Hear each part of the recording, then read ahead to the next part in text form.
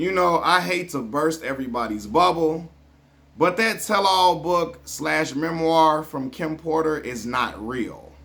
Okay? Now, it's real, meaning you can purchase it, you can go read it, all of the above. However, these are not Kim Porter's words. This is not from her. Her close friends and family all indicate that this book is not words from Kim Porter at all, right?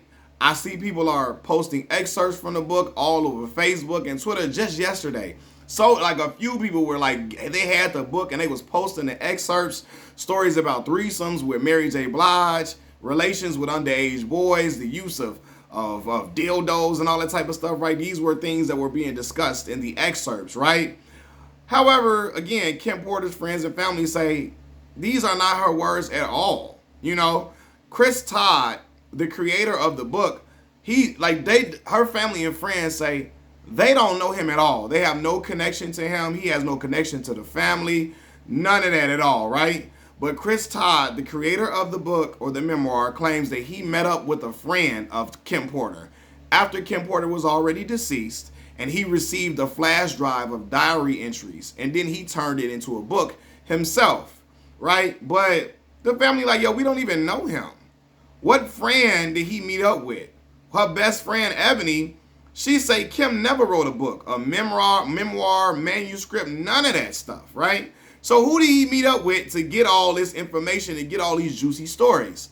And when I saw the excerpts, I'm like, I don't even think this is real. When I saw people posting it and buying it, I'm like, I don't think these are Kim Porter's words at all. I don't think these came from no diary entries. I don't think she sat down with anybody to get this stuff printed.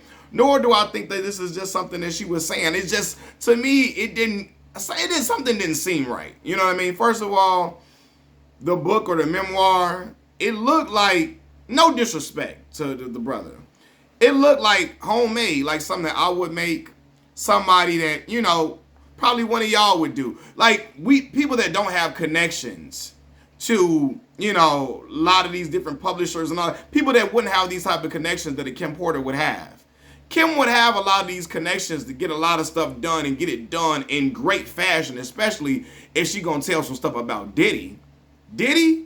Oh man, she was gonna have that stuff was gonna be looking tip top. It was gonna be looking pristine. It was gonna be looking like, yo, this is something that New York Times bestseller. It will be presented in that way. But to me, it looked like, the book looked like something that I would get put together, or y'all would, not disrespect to y'all or nothing, but you know what I mean? People that don't have these connections, unless y'all got some connections that I don't know about, I shouldn't assume, because y'all probably do got some connections that I for damn sure don't have, right? But I'm like, it just didn't. I'm like, yo, no, bro, this is too easy. This is too easy of a layup. Now, after he get locked up, now we got all these stories about threesomes and all of this and all these freakified stories and allegations with underage boys. Like, it's just, and I'm not saying like, none of this stuff is true and it didn't happen. What I'm saying is I don't believe these are Kim Porter's words at all. I don't think these came from her. I don't think these came from the desk of Kim Porter or the laptop or the diary of her at all. But I think the story is so hot, it's so hot off the presses that people want to believe. Like, even if it ain't believed, these ain't Kim words, you're going to convince yourself that they are, because you just want something to read, something to hold on to, something to grasp while the Diddy story is going on, right? That's why you're going to see a lot of these different Netflix specials and Lifetime movies going to get created right now without having real stories from certain people. They going to just go ahead and make it because, it's a good cash grab opportunity, and because people are still going to buy it, whether they know it's true or not, whether they feel like, yo, it came from a reputable source, whether it came from a credible source, anything like that. They're like, yo, we got to read something about Diddy. People want to just read something about it because it's popping. People just want to read, like I promise you. Same thing, if the R. Kelly topic was hot as it was now when, what's the Netflix special that came out about R. Kelly? Surviving R. Kelly, right? That. While that was going on, if somebody wrote a tell-all book with no sources connected to nobody and just say R. Kelly did this to me, people would run to buy it just because when nobody, nobody would have to believe, oh, this is really true. Is it true? Now, nobody would question it. People just buy it because it's a good story to hear. Like, not a good story, I'm sorry. It's a story that people they want to read. They want to read about. When it's hot, they want to read it, you know? And so I think that's what got people posting the excerpts and stuff because, hey, listen, Diddy name is hot off the presses. Hey, let's read something about it. Let's read something. I want to get into this. People are really doing, like, people are looking up Gene Deal's interview. Big Gene, the bodyguard. They looking up Gene's interviews from years ago. Big Gene been talking about he been trashing Diddy for years. But people looking up them old interviews, they just now seeing it because again, they just start people searching for Diddy content, any content related to the alleged abuse. Well, we not even just not alleged because we saw in Cassie's case, it wasn't alleged at all. And I'm not chuckling because it's funny or anything like that, but I'm just saying, like, yeah, that can't even be disputed, especially when we see with Cassie, right? And that would lead me to believe he definitely was doing that. That ain't the first time he did it at all, and that wasn't the first woman that he did that to at all. From the way he was doing it, there's no way, right? But I'm just saying, I don't think that these stories came from Kim.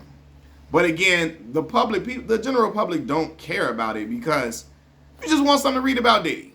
You know what I mean? Like, if I'm trying to think of another hot story, right? If anybody came out with, if somebody said I was Donald Trump's side chick and I was his maid and his side chick, nobody would even look to see if it was credible. People like, yo, it's election time. Let's just read this.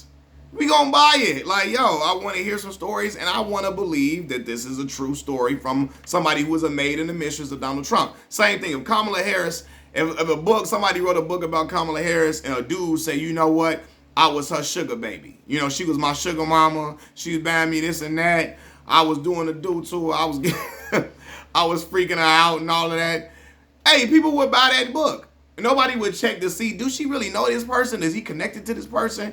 Is she connected to this person? Could this person possibly be connected in any way?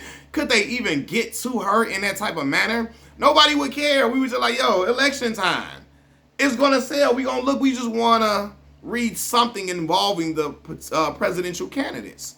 You know, so I think that's what it is, why everybody run into the book, because people just want to hear stories about Diddy and, you know, stories about what he was doing and how he was doing it, and they want to hear stories about the rumors that they heard, and they want to have them confirmed. And the quickest way to have them confirmed is to say that these stories came from Kim Porter, a man who has children with Diddy, right? Who lived with Diddy, who was Diddy girl for years, you know, woman for years, all of that, you know. So that's why I think people run into it, but I don't believe it's real at all. The family is denying it, and I don't think they denying it just to protect themselves. I just think they really like, yo, this not from her. Machiavelli Mills TV. Peace.